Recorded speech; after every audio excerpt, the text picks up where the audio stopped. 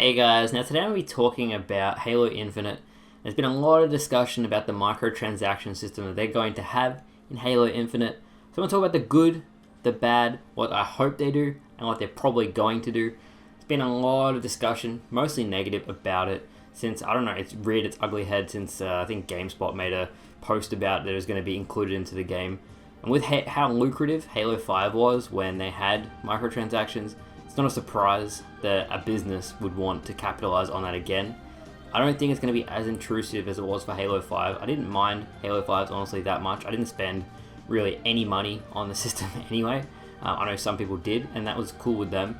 But I could play competitive anyway, and I had really no influence on it. But I would like to see it whether if you can buy an in-game currency, you can unlock a certain piece of armor instead of having it open maybe say 80 packs to hopefully get one piece of armor. So that's just my 2 cents about that. But let's get to the video.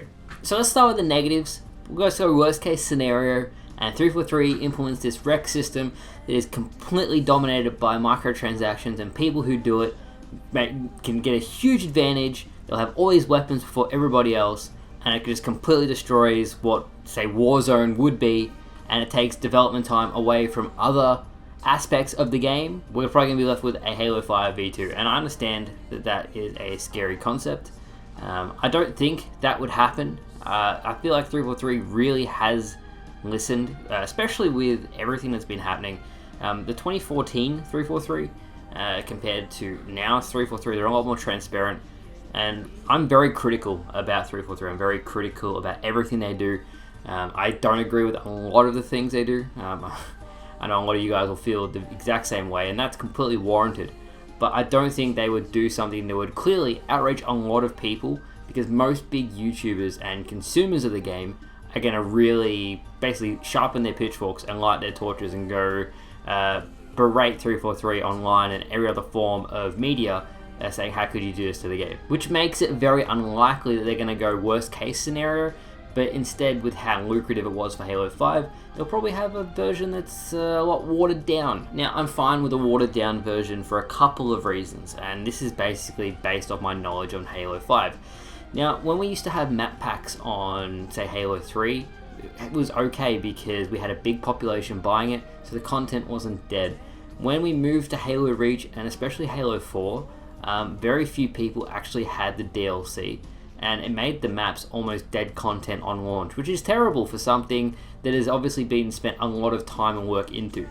That's something I feel like Halo 5 did very, very well, and this is one of the positives I'm just touching upon. If Halo Infinite was to have a consumer-friendly way to sustain the online game post-launch, and it was basically purely cosmetic, and it actually gave us, the broader community, even if you didn't spend money on these things, but some other people did, free DLC, so the content is accessible to everyone. It'll last a very long time, and the longevity of the game will be drastically increased because it's not the same people playing the same content over and over again. Just look at Apex Legends, for example.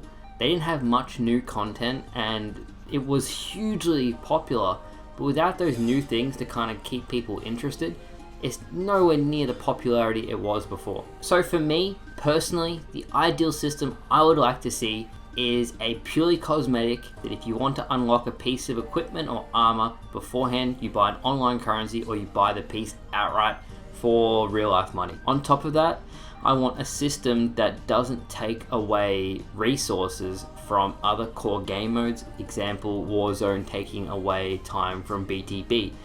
There's no BTB developer made maps in Halo 5, and I feel like that has to change. I don't want all the eggs in one basket. I'm sure a lot of you guys would agree with me when I say that Halo 5 launched without a lot of core features, which probably detrimentally affected the overall population, especially in the first year the game was out. My hope is that with Halo Infinite coming out 2020 Christmas, that it had enough time to refine and basically launch with all the things we've come to expect. Fully fledged campaign that we're all going to enjoy because we're all excited about what's going to happen. Hopefully it's not an abomination like Halo 5's was. Fully functioning custom games browser, a fully working Forge mode, matchmaking with a variety of playlists and game modes is very, very important. 4v4, 2v2, hell, even 1v1. 8v8. You can bring back Warzone since it was so popular. I'm not fussed about that. If people enjoy it, fantastic. The bottom line is, give us variety. Give us everything we expect in a Halo game, and then add DLC on top of that. Don't count your DLC as things that are missing from the game, because it's just going to detrimentally affect the overall population and what people's first impressions are of the game when they first pick it up. So guys, that's what I would hope Halo Infinite's microtransaction system would be. So it basically helps us get free DLC for everybody. I don't think it'd be worst case scenario, and I really don't think they'd ever go that far with it, so don't worry about that. Let me know in the comments below what you think the best microtransaction system would be for Halo Infinite. If you agree with what I said, you've agreed with what I have put forward. If you disagree, tell me about that too. If you enjoyed the gameplay that was playing over today's video, check out Cameron's or Normac's channel.